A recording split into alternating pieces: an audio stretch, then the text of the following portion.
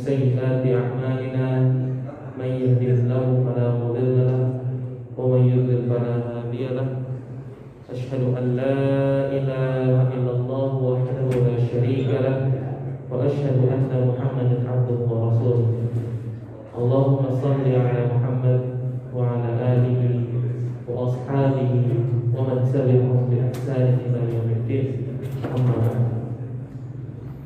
Segala puji bagi Allah SWT yang telah memberikan kita banyak nikmat, keberkahan dan ridhonya, sehingga dengan itu semua alhamdulillah kita bisa berkumpul di masjid yang Allah cintai ini. Salawat dan salam tak pernah kita lupakan, dan mari kita sampaikan kepada Nabi kita Nabi Muhammad sallallahu alaihi wasallam, kepada para sahabatnya, kepada para pengikutnya hingga akhir zaman, hingga yaumul qiyamah. Jamaah al-Islam yang dirahmati oleh Allah Subhanahu wa taala. Alhamdulillah pada pagi hari ini kita semua bisa mengadakan kembali kantin subuh, kajian rutin subuh yang biasanya diadakan pada subuh hari Minggu, biasanya pada pekan kedua. Juga kita sebelum kita mulai, mari kita ucapkan selamat datang Ustaz ahlan wa sahlan di Masjid Al-Islam ini. Dan insya Allah Ustaz kita pada pagi hari ini akan menyampaikan atau akan mengkaji mengenai apa yang kami sampaikan. Dan insya Allah pemateri kita pada subuh hari ini yaitu Al-Ustaz Ali Amin LCMA Hafizahullah Ta'ala. Dan kemudian materi apa yang akan dikaji insya Allah pada pagi hari ini yaitu mengenai kitab Nasaihul Ibad, yang punya nasihat-nasihat bagi para hamba, yang ditulis oleh Syekh Nawawi Al-Bantani rahimahullah. Benar sudah. Oke, kemudian kalau begitu langsung saja kepada Ustaz Adian LCMA, Falitafadhal alaihi masykur.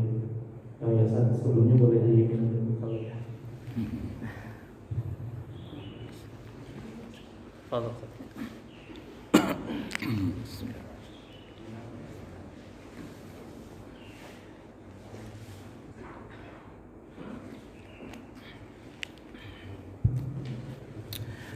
Bismillahirrahmanirrahim. Assalamualaikum warahmatullahi wabarakatuh.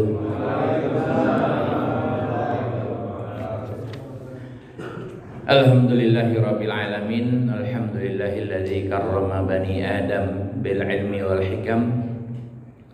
Salatan wa salaman ala khairil anam wa ala alihi wa ashabihi minal arab wal ajam. Allahumma salli wa sallim wa barik ala nabiyil habibil karim wa ala alihi wa ashabihi wa azwajihi wa dzurriyyatihi wa man tabi'ahum bi ihsan ila yaumil wa ba'du. Sebelumnya saya izin buka masker ya, supaya lebih cakep terlihatnya. Tapi tetap memperhatikan protokol kesehatan. Alhamdulillah, yang saya hormati pengurus DKM Masjid Jami Al-Islah, seluruh saudara-saudaraku semua di sini, dan saya merasa sangat dekat dan senang bertemu, karena sebelumnya kita sudah bersama-sama di sini ya, ada kajian. Walaupun seolah-olah sudah lama, padahal terasa ya sebentar begitu ya, karena itu mungkin hakikat kehidupan ya. Ya, kehidupan ini memang cepat gitu ya, dan luar biasa ya, ayat kalla bal tuhibbunal ajilah ya, singkat kehidupan itu. Tapi kadang yang singkat itu yang disukai banyak orang gitu ya. Dan alhamdulillah, makasih semua ya, yang insya Allah pada hari ini kita mencoba untuk ngopi ya, ngopi bareng ya, ngopi perkara iman ya. Kita sama-sama duduk bersama ya untuk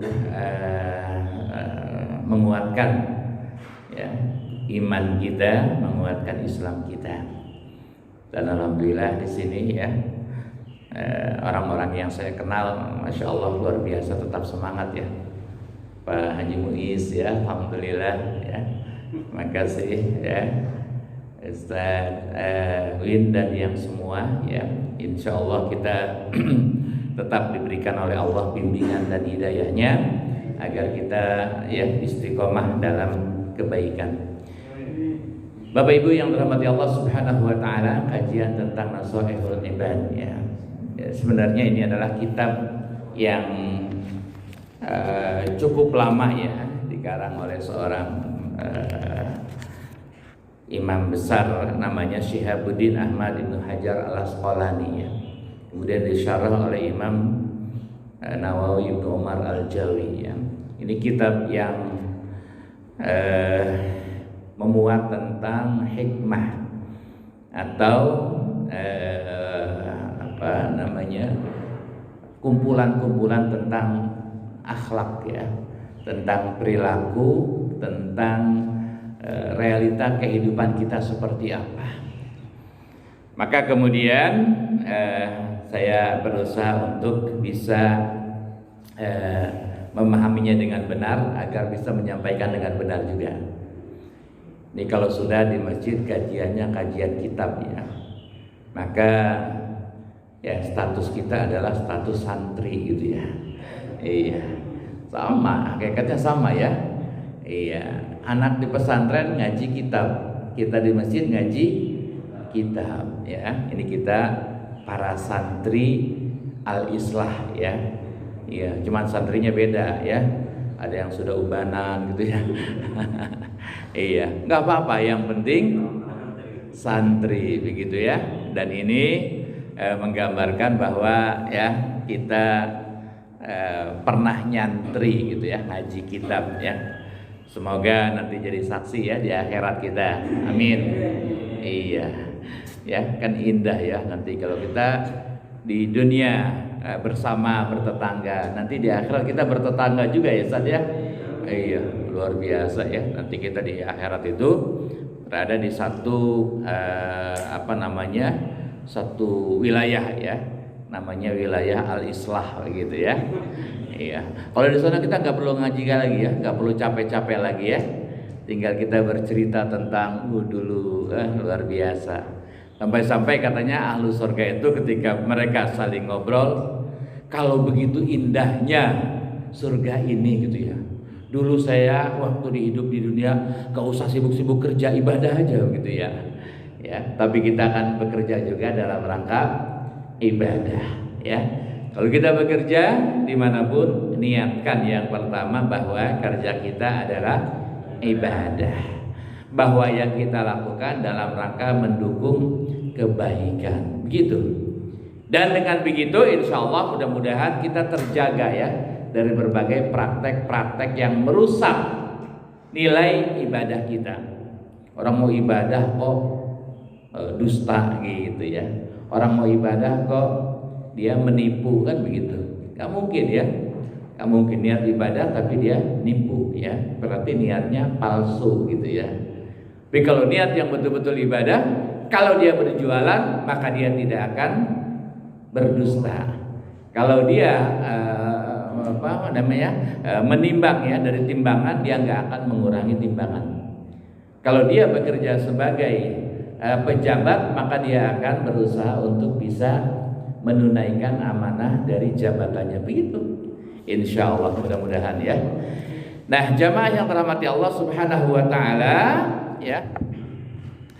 Ada satu kisah dalam muqaddimah ini. Kisahnya saya sangat tertarik gitu ya, dan sangat menginspirasi kita ya.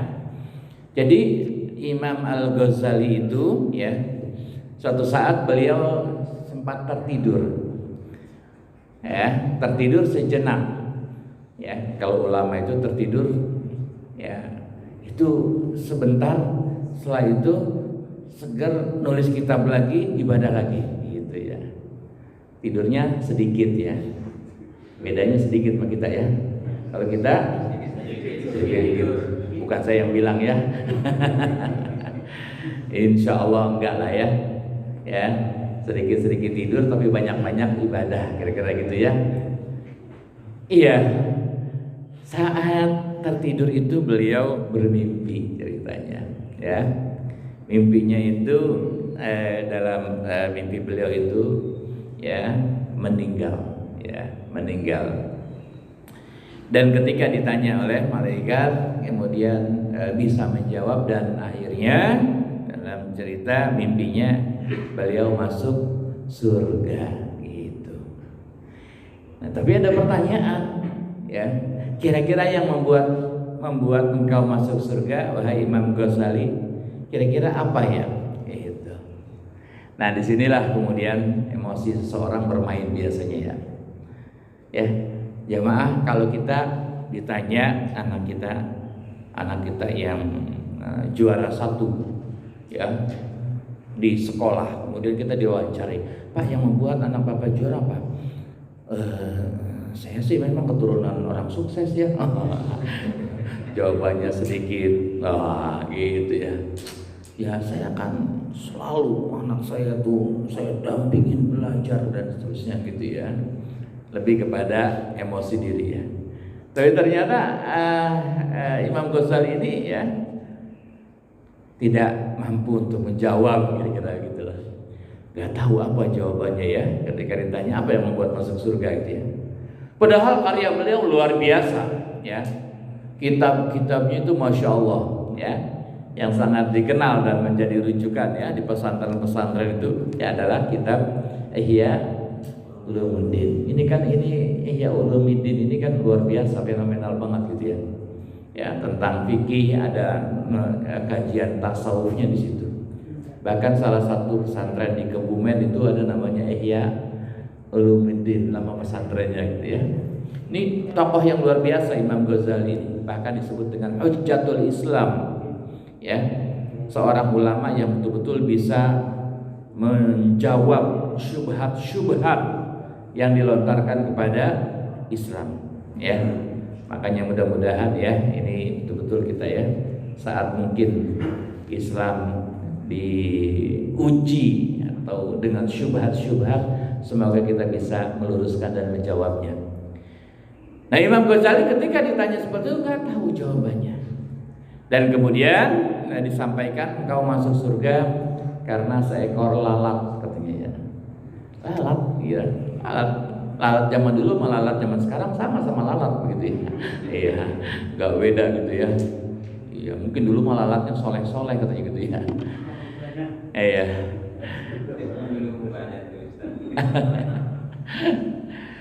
Lalat bingung juga. Apa yang kemudian beliau nggak paham gitu ya. Imam Ghazali, tahukah engkau saat kau sedang menulis kitab, gitu, menulis kitab ya.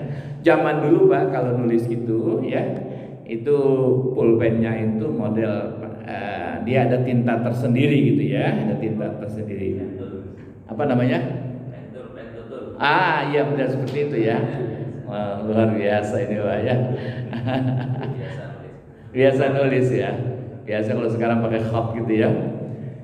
Ya, jadi ketika beliau sedang menulis kitab gitu kan, ya pakai tiba-tiba ada lalat nempel ya di penanya. Ya. Rupanya lalat ini dia dalam keadaan haus ya, pengen minum lah ceritanya.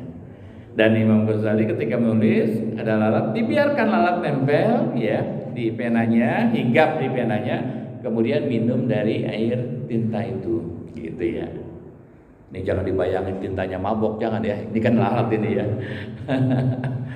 Ya kemudian pada saat itu Imam Ghazali membiarkan sampai kemudian lalat itu minum dan hilang haus dan dahaganya. Kemudian pergi lagi, dia lanjutkan kembali. Nah kata malaikat, karena itulah kemudian engkau masuk surga, gitu ya. Nah jamaah yang dirahmati Allah, apa kira-kira pelajaran dari sini gitu ya? Ya, ini yang disebut dengan sebuah hadis, irhamu man fil ardi yarhamkum man fis sama ya. sayangilah apa yang ada di bumi, maka langit akan menyayangimu. Ya, kasih sayang. Dan ternyata poin yang kita ingin ambil bahwa sesungguhnya apa? Yang pertama, masuk surga itu gampang, kira-kira gitu ya. Jamaah yang rahmati Allah ya, masuk surga itu gampang. Yang benar Ustaz, iya. Syaratnya apa? Ya mau beramal baik, mau beramal soleh. Yang kedua, kita tidak tahu ya, kira-kira amal yang mana yang membuat kita nanti masuk surga gitu ya. Ya bisa jadi saat kita ngaji serius, masya Allah luar biasa ya, fokus ya. Iya, kemarin saya dengan Ustaz Abdul Somad katanya, ya walaupun ngantuk nggak masalah gitu ya. Banyak orang di sana yang nggak bisa tidur ya, tapi umat Islam itu masya Allah tenang hatinya. Ya datang ke pengajian tenang hatinya dan tenang semuanya, masya Allah. Oh ya, iya. Jangan tersinggung, biasa aja ya. Saya senang ya bisa bertemu dan masya Allah ya. Kalau ketemu orang-orang soleh itu, saya sendiri jadi belajar gitu ya, jadi tambah semangat gitu ya. Dan gak masalah, yang nyender juga gak masalah ya, walaupun pahalanya dibagi 2 sama tiang ya. Iyalah, bagi 2 sama tiang lah. Jadi enjoy aja bahwa kita ngaji ini ya, jangan ada beban apa-apa. Sudah, masya Allah ya. Bahkan mudah-mudahan ya, kalau kisahnya Imam Ghazali masuk surga dalam mimpi ini ya, dalam mimpinya adalah karena kasih sayangnya kepada lalat ya. Ya maka kita juga ingin membuat sekian banyak momen peristiwa amal kebaikan ya. Mudah-mudahan itu yang kemudian nanti menolong kita ya. Ibu-ibu masak ketika pengajian, masya Allah semangat, ikhlas gitu ya. Tahu-tahu masuk surga lantaran masakin pengajian gitu ya. Bapak-bapak di rumah gitu ya, menemani istrinya, menemani anak-anaknya gitu ya. Ya, dan bersama-sama di situ ya, ikhlas mendampingi. Tahu-tahu itu yang membuat kita masuk surga. Jadi ini masya Allah luar biasa. Karena itulah kemudian Bapak Ibu yang terhormati Allah, nikmati semua proses. Nah gitu ya, hidup itu berproses dan dinikmatin, dijalanin. Jangan jadi beban gitu ya. Kalau jadi beban itu akhirnya apa? Kita berpikirnya hanya pada landasan akal semata dan bisa saat itu stres gitu ya. Aduh gimana nih saya, anak 5, yang 2 sudah kuliah, masya Allah. Anak ketiga masuk SMA, anak keempat masuk SMP, biayanya banyak. Anak 5 masuk SD, bapaknya masuk UGD. Oh masya Allah, ya Allah. Jangan ya. Ya, jalanin aja. La yakallifullahu nafsan illa usaha. Allah nggak akan membebani hidup kita, masya Allah ya. Nggak kerasa anak-anak kita bahkan sudah ada yang menikah gitu ya. Menikah dilihat sekarang, udah kalau melihat orang-orang menikah, masya Allah gitu kan, harus sewa hotel, ada IO-nya, oh begini gitu kan, berapa ya, dihitung-hitung habis biayanya berapa, 400 juta, dari mana uang 400 juta, jangan dipaksain ya. Iya. Terus gimana dong Ustaz? Yang penting nikah itu kan sah secara agama, diberitahu tetangga-tetangganya, prosesnya dengan penuh akhlak. Di masjid boleh gitu kan. Masjid ada ruang halaman besar. Gimana kalau kita izin sepakat kita gunakan untuk acara nikah, tapi tidak mengotori masjid, tidak mengganggu waktu ibadah ya. Pagi jam 8 sampai zuhur cukup misalkan di halaman. Bisa Ustaz gengsi dong. Nah, lain kalau udah cerita itu ya. Iya, gengsi dong begini, nanti saya dibilang apa sama orang. Nah, udah. Kalau sudah begitu susah kita untuk diskusi ya. Tapi kalau kita nyari-nyari ridho Allah, kemampuan kita terbatas, mestinya seperti ini yang kita lakukan memang sesuai, gak ada masalah gitu. Tapi kalau dia mampu, ingin membahagiakan anaknya, ingin memberikan kebaikan bagi tetangga-tetangganya dan seterusnya, silakan ya. Ini persoalan kita itu kadang yang wajibnya tidak diperhatikan, yang embel-embelnya itu yang jadi perhatian. Nah itu yang ya. Ini kok cerita kitab jadi nikah-nikah ya. Nah itu yang kemudian pada dalam kehidupan nyatanya saya selalu ajarkan sama istri sama anak, kita jalanin aja ya, apapun yang kemudian menjadi tugas-tugas kita. Seorang ibu ya, jalanin tugas-tugas mulianya ya. Jangan kemudian aktivitasnya menjadi sebuah rutinitas, tapi jadikan kualitas. Kalau rutinitas itu kadang ada bosennya ya, benar ya. Aduh gini-gini doang nih hidup, enggak gini-gini doang. Kenapa? Buktinya tiap hari tambah pahala gitu ya. Berarti itu meningkat kualitasnya gitu. Kerja juga begitu, apa juga begitu, sama-sama insya Allah ya. Jadi apa yang menjadi pelajaran dalam mukadimah ini, dalam hikmah ini ya, bukalah ruang selebar-lebarnya untuk beramal soleh ya.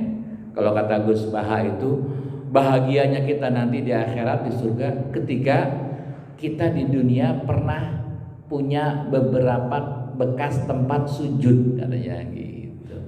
Jadi akan jadi saksi di tempat sujud kita ya. Pernah sujud di sini, makanya wajar kalau kemudian ada sunnah ya. Kalau sholat wajibnya di sini, sholat sunnahnya agak mundur itu ya. Kalau hikmahnya memperbanyak ya bekas tempat sujud kita gitu ya. Di rumah, oh iya ya. Saya walaupun di pesantren sholat bersama santri di masjid gitu ya, dalam waktu 24 jam ya, kecuali yang ketika keluar. Kalau sholat sunnah saya pulang di rumah ya, karena memang di dalam di pesantren. Ini Pak Muiz ya sudah kesana ya, nanti jamaah yang lain bolehlah kita sama-sama kesana ya. Iya, judulnya jalan-jalan ke pesantren kan gitu ya. Salat sunnahnya di rumah itu. Jadi kalau bapak-bapak, khusus bapak-bapak nih ya, kalau ibu-ibu itu memang fikihnya dia salat wajib di rumah, yang niatnya untuk salat sama seperti bapak-bapak di masjid di waktu yang bersamaan, artinya waktu azan. Ketika azan berkumandang bersiap-siap, maka dia juga sama pahalanya seperti bapak-bapak sholat berjamaah di masjid. Kalau bapak-bapak sholat di masjid itu sholat wajib. Iya. Kalau sholat sunnahnya ya bisa di rumah dan diusahakan mungkin di rumah. Tapi kalau kemudian di rumah banyak kerjaan atau apa, saya mah sholat ba'diyahnya di masjid aja, silakan. Gitu, gak ada masalah, silakan ya. Yang penting kita berusaha untuk tidak meninggalkan yang sunnah-sunnahnya. Dan yang sunnah-sunnah itu Bapak Ibu yang dirahmati Allah, itu Allah kasih ruang yang lebar, yang banyak. Salat wajib kita berapa rakaat? Sehari semalam ya. Berapa? 17 rakaat. Boleh gak kita salat wajib 20 rakaat? Boleh nggak? Nggak boleh. Kenapa? Karena wajibnya hanya 17. Tapi kalau sunnah, coba kita hitung sunnahnya berapa. Mulai dari ba'da subuh lah, qabla subuh lah. Qabla subuh apa? Ngapain kita sebelum subuh? Sholat sunnah. Sholat sunnah fajar, qabliyah subuh. Kemudian apa namanya? Iya. Sebelum subuh, sebelum azan, ya tahajud lah begitu ya. Iya. Kalau bisa ya, sepertiga malam. Kadang orang mikir sepertiga malam itu berat loh. Ya. Kalau isanya kita jam 7 ya, subuhnya setengah 5, sepertiga malam berarti jam berapa? Setengah 3 ya. Setengah 3 itu masih malam. Oh ngantuk, masih lama, masih 2 jam lagi gitu ya. Anggaplah 1/4 lah gitu ya. Ini bukan Ustaz Adi berubah ya, karena bahasa sepertiga itu kan gambaran tentang sulusail lail itu adalah di mana Rasulullah SAW ya, bagi Rasul, bagi Nabi itu sholat tahajud itu wajib, bagi umatnya sunnah gitu ya. Jadi kalau kita nggak mampu sepertiga malam, seperempat malam berarti sudah mulai jam 3:30 lah kira-kira ya. Iya, saya suka memberikan yang simple aja. Ya, ini pada tataran standar ke bawah ya. Kalau ke atas silahkan ya. Setengah jam aja sebelum azan subuh. Dirutinin gitu ya. Kalau sekarang subuh jam berapa Bapak, Ibu? 4:30. Jam 4 kita bangun. Kalau tidurnya jam 9 udah kenyang kita tidur. Ya, kecuali nonton sinetron dulu, lain lagi ceritanya. Iya. Nonton bola malam jam 2 bisa kok, Piala Champion ya. Iya, yang suka sih, yang nggak suka ya. Kita tidur malam itu Bapak-bapak Ibu yang rahmati Allah, semakin tua kebutuhan tidur kita juga nggak terlalu banyak ya. Kalau ilmu kesehatan katanya 6 jam lah. Sebetulnya udah bisa diukur kalau 6 jam itu kita tidur jam 9. Kok jam 9 Ustaz? Kalau malam katanya kalau nggak ada kegiatan, percepatlah istirahatmu. Kalau nggak ada kegiatan ya. Iya, kalau nggak ada silaturahim, nggak ada kajian atau nggak ada apa gitu, percepatlah tidurmu agar cepat bangunmu gitu ya. Kalau 6 jam, jam 9 malam ke jam 3 kira-kira begitulah, itu udah seger itu ya. Kalau nambah 1 jam lagi jadi jam 4 lah gitu. Jam 4 pun kita masih ada waktu. Malam kita Ustadz, boleh nggak sholat malam bangun sebelum tidur? Boleh. Jadi banyak kemudahan yang Allah berikan kepada kita. Sholat malam sebelum tidur boleh, namanya qiyamul lail. Kalau kemudian ada yang mengatakan harus tidur dulu, bahasanya bukan harus, dianjurkan gitu. Karena masing-masing ada pandangan ya. Kalau bicara tentang dalil, kalau Abu Bakar As-Siddiq itu mengatakan sholat malam sebelum tidur. Kenapa? Saya nggak tahu kalau udah tidur bisa bangun lagi apa enggak gitu. Ya. Tapi kemudian yang mengatakan harus tidur enggak. Nah, yang namanya sholat malam qiyamul lail ya, itu ba'da isya. Makanya kemudian orang-orang Arab ya mengatakan sholat tarawih itu qiyamul lail. Iya. Pokoknya setelah sholat isya, setelah ba'da isya itu sudah masuk waktu sholat malam gitu. Sampai kapan? Sampai sebelum datangnya azan subuh. Panjang waktunya ya, panjang waktunya. Kita ambil durasi kira-kira berapa lah ya, setengah jam sebelum tidur, setengah jam ba'da tidur menjelang subuh, udah cukup banget itu gitu ya. Nah Ustaz, tapi kan enak banget habis isya sholat malam, setelah itu bangun subuh ya pas azan ya, alasannya saya kan udah sholat malam. Iya, tapi disinilah kemudian adilnya Allah. Sholat malam yang tidak menantang, bahasanya tidak membutuhkan sebuah kekuatan yang kan beda. 2 rakaat atau 4 rakaat kita menjelang tidur dalam kondisi fresh dengan 4 rakaat sepertiga malam saat kita ngantuk, kan beda. Rakaatnya sama, kuantitinya sama, tapi kualitinya yang berbeda gitu ya.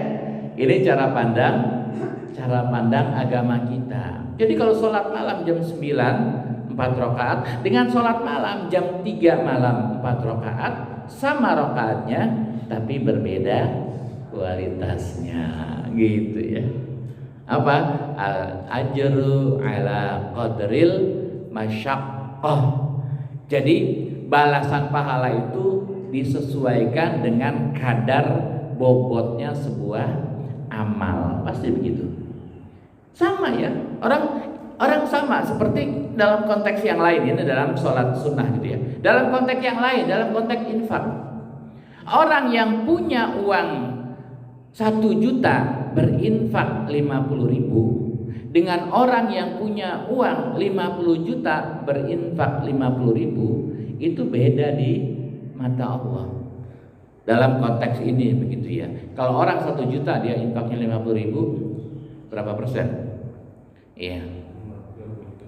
Berapa? 5%. 5%. Kalau 50 juta infaknya 50.000, berapa persen? 0,5%. Iya. Beda ya. Iya, sama-sama 50.000 tapi berbeda persentasenya. Itu dari persentase ya. Ustaz kan yang penting ikhlas. Menurut saya yang penting ikhlas dan banyak gitu. Ikhlas aja ya nggak cukup, tapi ada mujahadah di situ. Ada keinginan yang kuat untuk bisa yang terbaik. Yang terbaik itu ya terbanyak gitu kan. Ikhlas sudah jelas gitu ya. Kalau ikhlas itu ya nggak diomongin, yang diomongin namanya iklan gitu ya. Iya. Jadi kalau kita bicara tentang amalan-amalan kita mengusahakan untuk betul-betul ini nanti jadi saksi ya.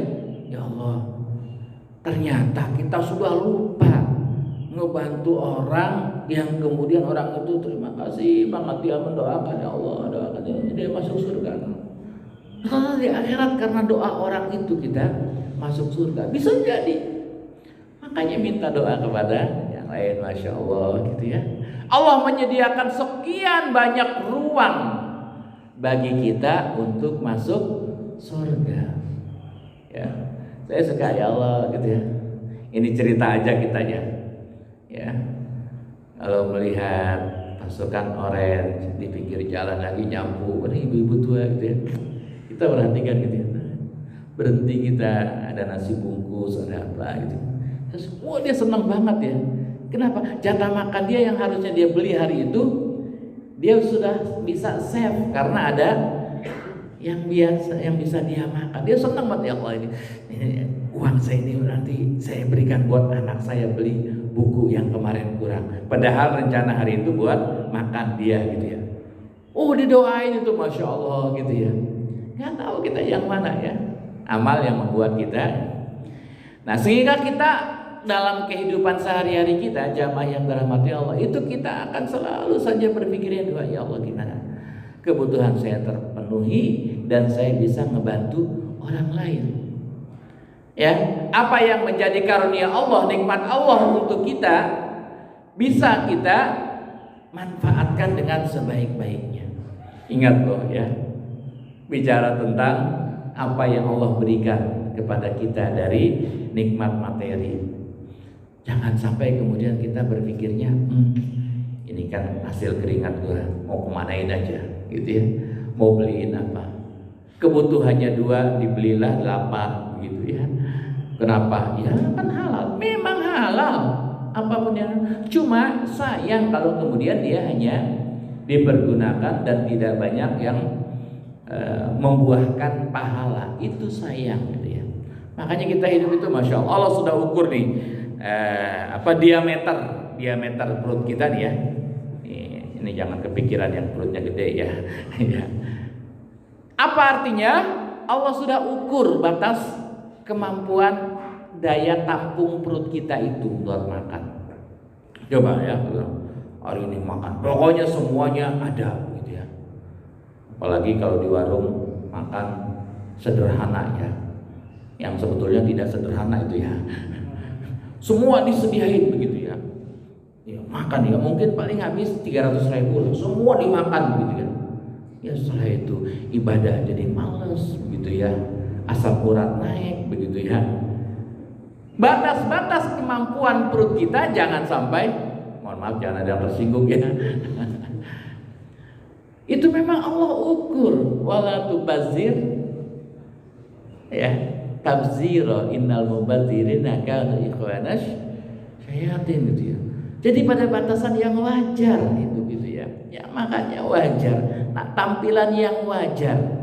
Yang harus luar biasa adalah amal solehnya gitu. Yang harus luar biasa adalah ibadahnya. Untuk tampilan dunia gitu ya. Makanya dulu ada orang, masya Allah ya, dengan kehebatannya seorang ya, ini dari termasuk keturunan Rasulullah ya, namanya Zainal Abidin ya. Dia punya banyak kemampuan, Allah berikan kelebihan tentang harta. Gak ada orang yang tahu ya, tampilan hidupnya ya biasa sederhana. Tapi sebelum subuh dia keliling ke beberapa rumah orang yang duafa ya, rumah orang yang tidak mampu dari sisi ya, ditaruh di depan rumahnya sembako. Zaman dulu gandum ya, sembako gitu ya, ada beras, ada kira-kira. Orangnya nggak tahu itu, orang nggak tahu ya. Tahu dia ketika sholat subuh depan rumahnya ada ini ya, ada apa namanya, bahan makanan ya, bahan pokok gitu ya. Terus begitu, dia nggak tahu, orang lain itu nggak ada yang tahu. Nah, ketahuannya apa? Setelah beliau meninggal. Setelah beliau meninggal, gak ada lagi yang bawain ya bahan makanan pokok itu ya. Terus, oh berarti selama ini Zainal Abidin gitu ya. Baru kemudian keluarganya juga cerita, ketika dia meninggal, bagian ininya itu ada lecet-lecet ya, ada bagian pundaknya ini. Kenapa? Karena dia sering mikul barang-barang berat gitu ya, yang dibawakan kepada para duafa. Jadi ini aman. Jadi kalau kita bicara tentang tampilan keseharian kita ya, tampil wajar, ibadah luar biasa gitu ya. Ini 4 kata bisa jadi status baru kita ya. Gitu ya. Itu masya Allah luar biasa. Pakaian, apa yang kemudian menjadi inti dari pakaian? Menutup aurat. Apakah harganya kemudian menjadi pengaruh? Ya kembali kepada kita. Ada orang yang menampilkan pakaian yang terbaik, tidak memperhatikan sisi syariat, ada gitu. Oh, pakaiannya mahal gitu ya, tapi tidak menampilkan sosok seorang yang menjaga syariatnya gitu ya. Jadi kita harus betul-betul bisa. Nah, karena itulah kemudian kadang ya kita tidak sadar kalau kemudian kita sedang menzolimi diri kita. Masuk kepada hadis yang pertama dalam kitab ini ya, dalam sebuah hadis kursi itu dikatakan, ya ibadi inni haramtu zulma ala nafsi wa ja'altuhu bainakum muharraman fala tazalamu. Apa kata kitab ini? Wahai hambaku, kata Allah, sungguh aku mengharamkan kezaliman dan aku mengharamkan terjadi pada kalian, maka jangan pernah menzolimi. Nah gitu ya.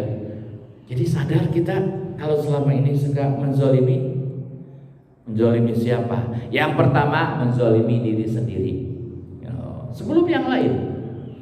Apa yang kemudian menzolimi diri sendiri? Jamaah yang dirahmati Allah, ya sedih. Kalau sudah waktunya syuruk diinformasikan ya. Syuruk jam berapa? Udah masuk. Nanti kita selesaikan, kemudian kita sholat sunnah syuruk ya. Sholat sunnah syuruk itu sama dengan sholat sunnah yang lainnya, yang membedakan cuma niatnya, gitu ya.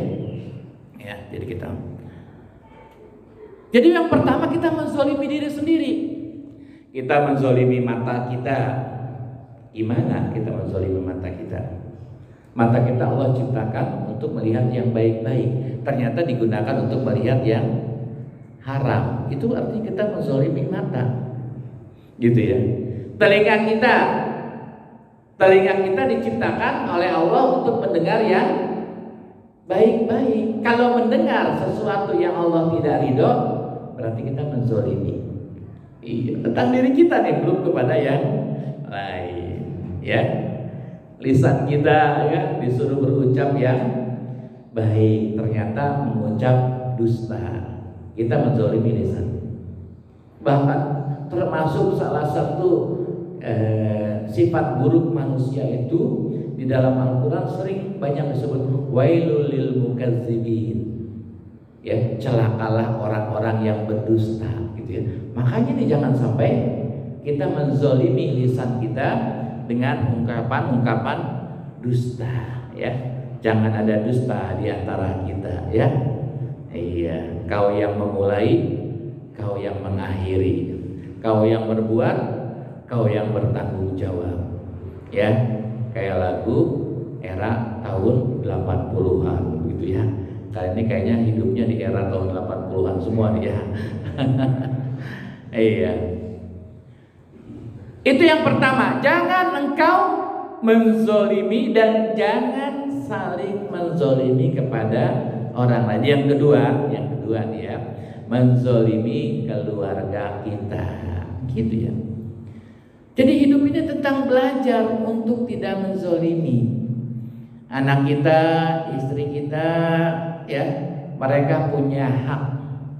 Dan maaf banget ya, hak mereka bukan hanya untuk dinafkahi, tapi dibimbing, digandeng tangannya, bukan ke mall, ke surga. Iya. Ustaz, boleh kan anak dibawa ke mall? Boleh. Ya, untuk menyenangi katanya. Ya, bahkan kalau istri di rumah bilang, ayah, kepalanya rada puyeng nih, jangan dikasih obat bodrek, dibawa ke setuju ibu? Iya. Tapi ya, untuk menumbuhkan rasa cinta kepada istri, ketika di mall digandeng tangannya, dipegang. Dan supaya apa? Supaya tidak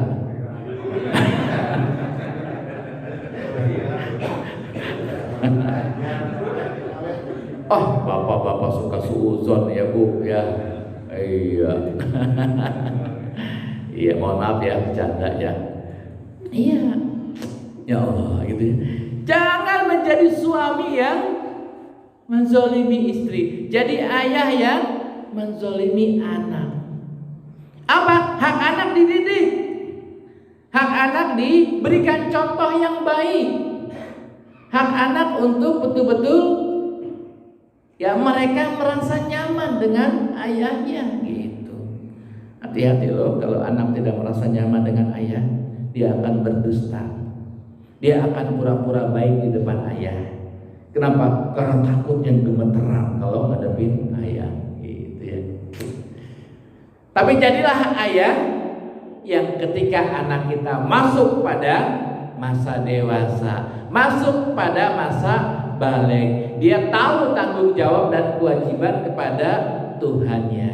Dan ketika dia akan menikah, anak perempuan akan mengatakan, aku ingin calon suamiku seperti ayahku, orangnya sabar, orangnya mengayomi, orangnya memperhatikan. Itu ya, ini namanya ayah yang memberikan hak kepada anaknya. Seorang anak laki-laki ketika dia masuk masa akan menikah, dia akan mencari calon istri seperti sosok ibunya, penyayang, ya, yang selalu saja bisa mendampingi dan seterusnya. Jadi ini yang menjadi kewajiban-kewajiban kita, gitu ya. Ini namanya tahap kedua ya.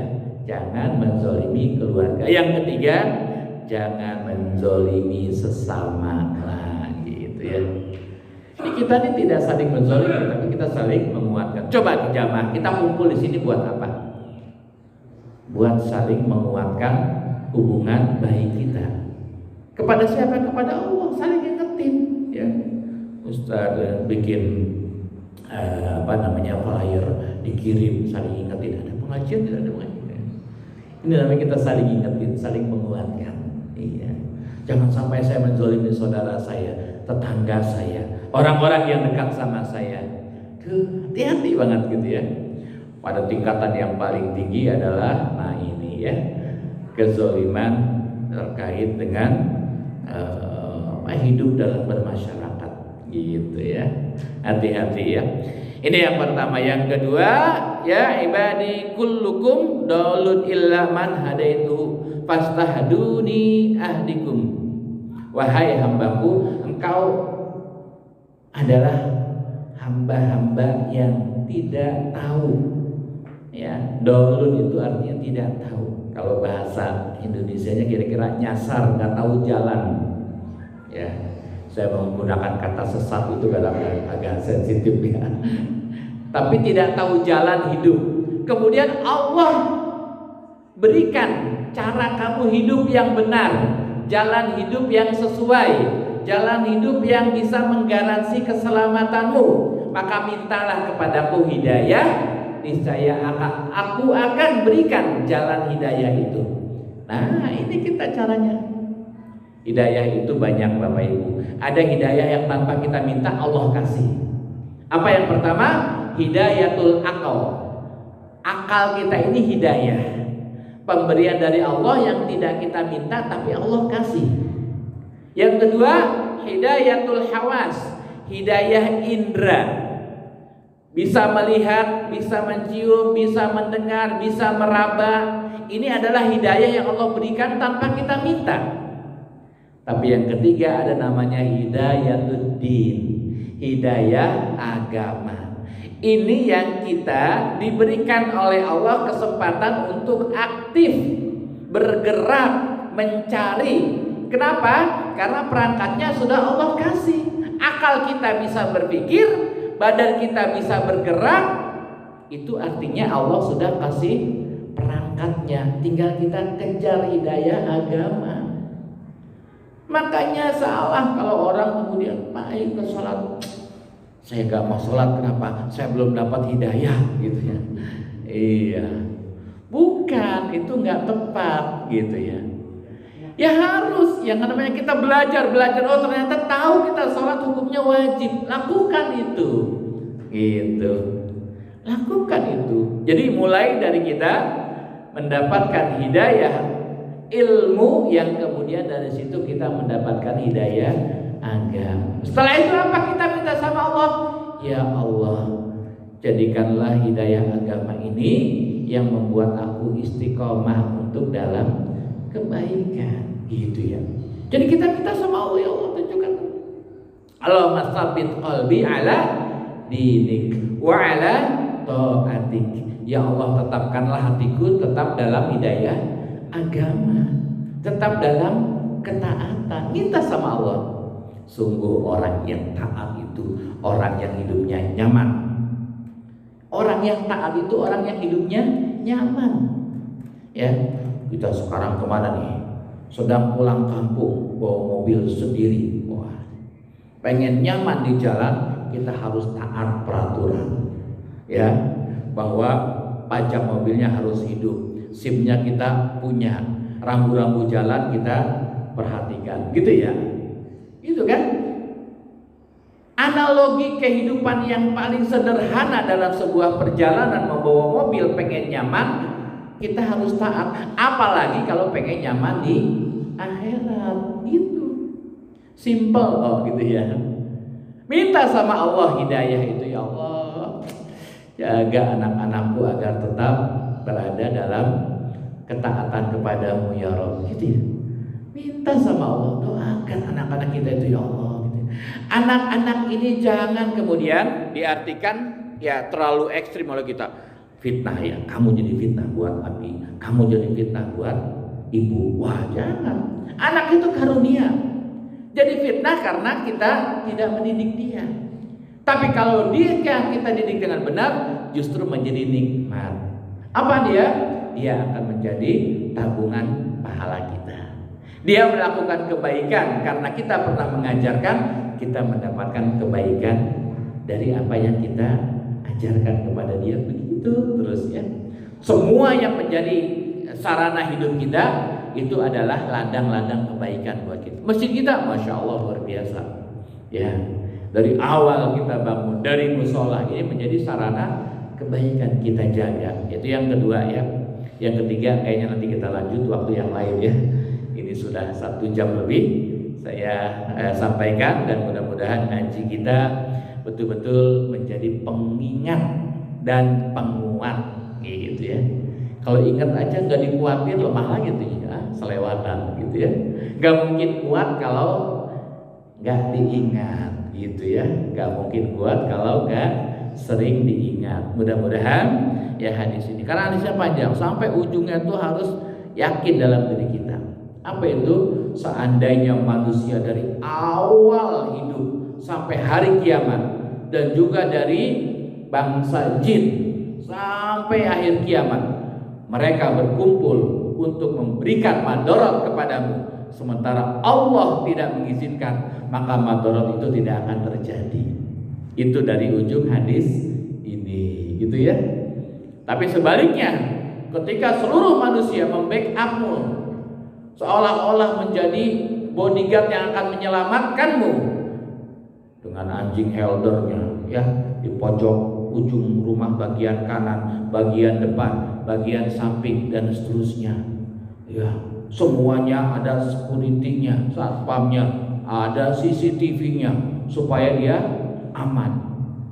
Lantaran masuk ke kecoa, ya, ke telinganya, mati dia di atas tempat tidur. Iya. Jadi kalau Allah tidak izinkan, tidak akan terjadi. Tapi kalau Allah sudah kun fayakun, semua bisa terjadi. Makanya hikmah dari itu adalah sebelum minta kepada yang manusia, mintalah kepada Allah.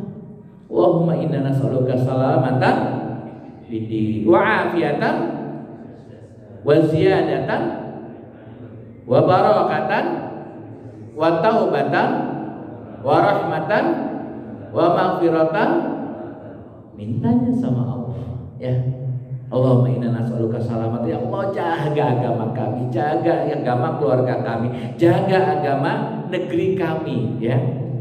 Ya, jangan sampai Islam dibenturkan dengan NKRI, Islam dibenturkan dengan Pancasila, enggak ada benturan sama sekali, gitu ya.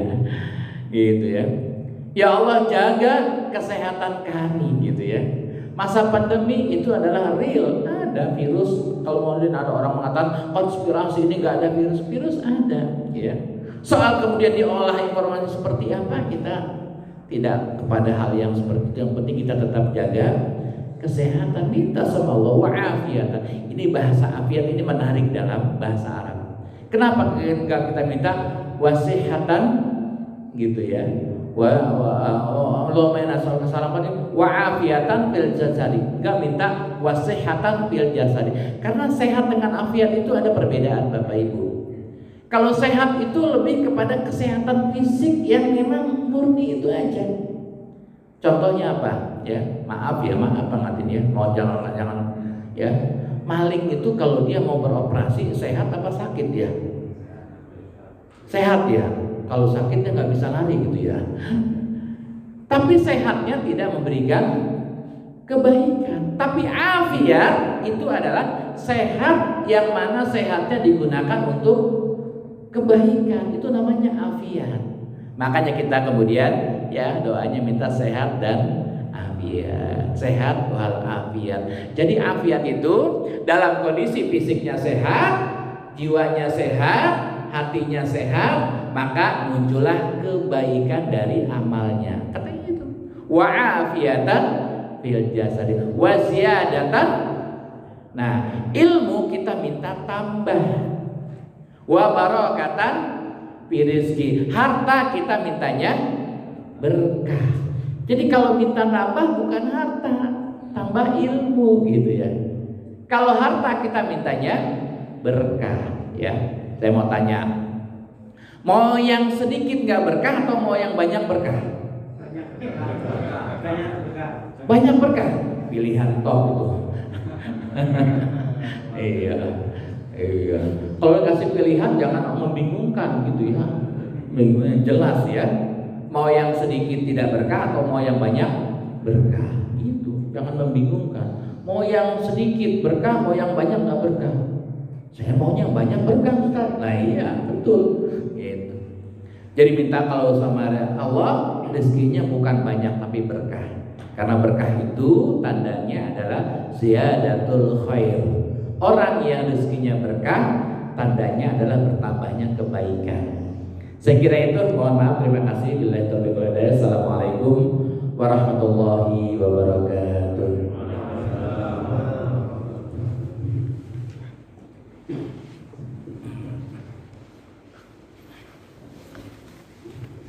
Ya, silakan.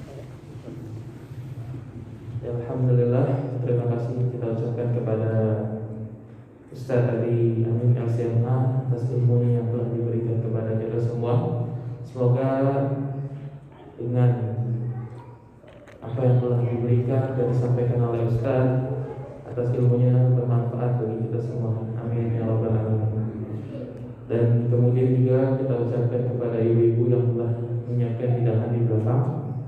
kami ucapkan jazakumullah khairan katsiran. Oke, baik, langsung saja. Mungkin kita sudah masuk waktu syuruk. Ya, sebelum kita nanti akan menikmati hidangan, bagi yang ingin melaksanakan sholat syuruk dipersilakan. Ya, kalau begitu juga saya ucapkan terima kasih dan maaf sebesar-besarnya jika ada salah kata. Assalamualaikum warahmatullahi wabarakatuh. Waalaikumsalam.